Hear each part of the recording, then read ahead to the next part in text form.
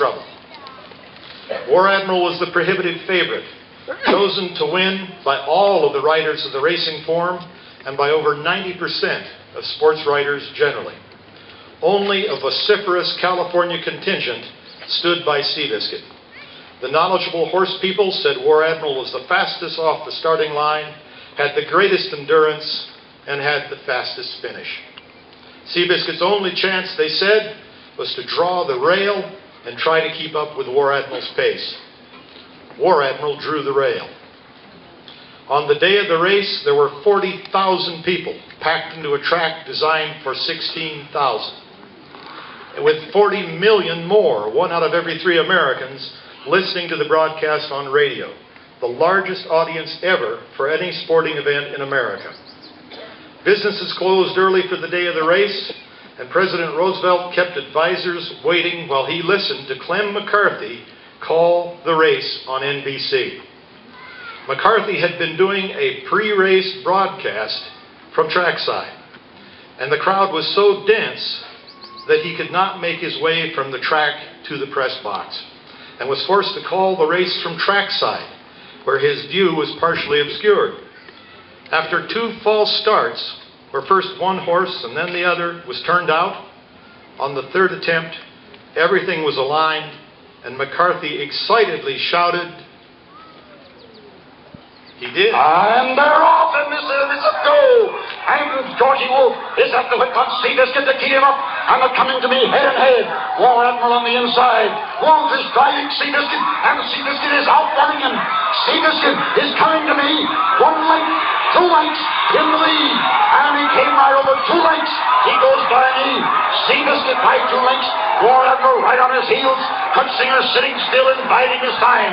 And his Seabiscuit by a length and a half down the backstretch, to halfway down that backstretch, and there goes War Admiral after him.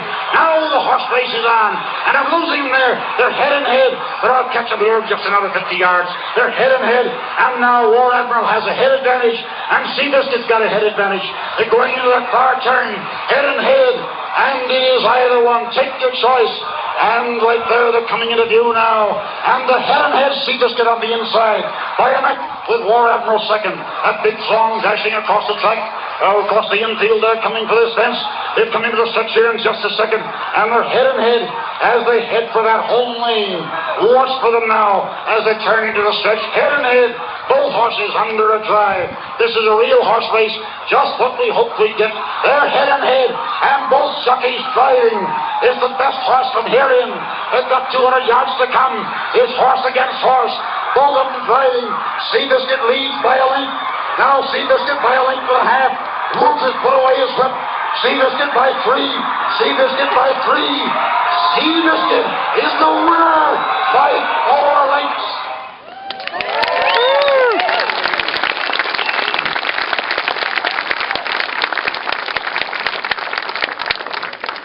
I noticed with some of the previous speakers that must be the cotton from these trees. There's a lot of hay fever going on. 4 lengths.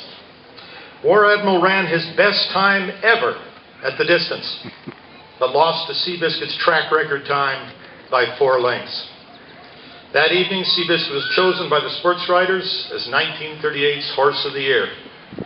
Years later, Samuel Riddle, the owner of War Admiral, said to Seabiscuit's trainer, Tom Smith, "The only ones who ever beat me were you and George Woolf." On that brisk fall day in 1938, as Seabiscuit had surged ahead down the home stretch, Woolf had looked over his right shoulder at Charlie Kurtzinger and shouted, "So long, Charlie. So long, Charlie." Both the phrase and the stirring moment captured in bronze will live on in Cardston. Could we have the unveiling party step forward, please? Jack and Ida Lowe, Minister Lindsay Blackett, Don Toney, Shirley McClellan, Louis Reinwand, Mark Scow, Mayor Scow, sorry. Mark is related, but this is Rick. I just read the M and jumped to conclusions. And Royce Jacobs. That's our unveiling party. Now, please come to the front of the plinth.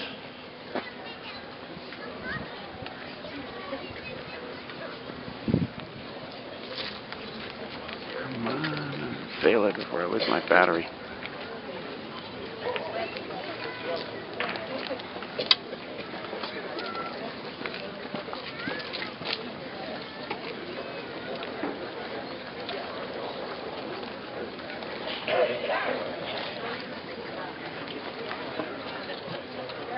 Excuse me, please.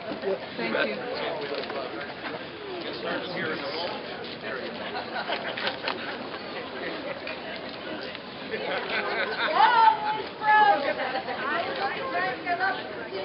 Stand up in the back. I have a leg and a calf. All right. Great.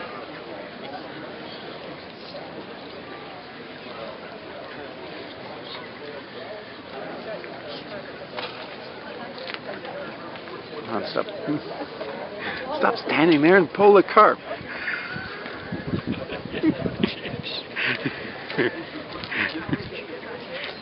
I'm running out of battery.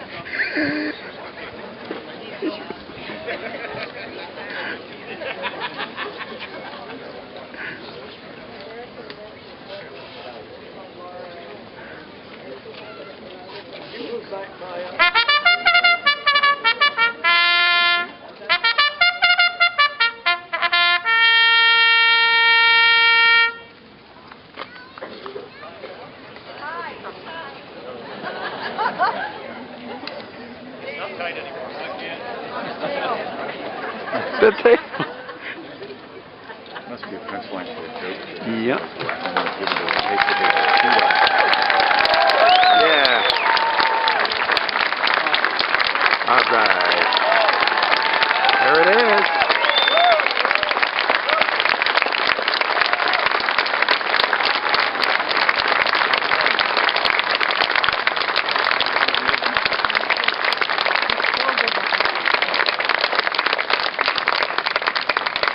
Thank you, ladies and gentlemen. Enjoy the statue, enjoy the day, and join us for birthday cake in honor of George Woolf's 100th birthday, which was on May 31st of this year. Thank you.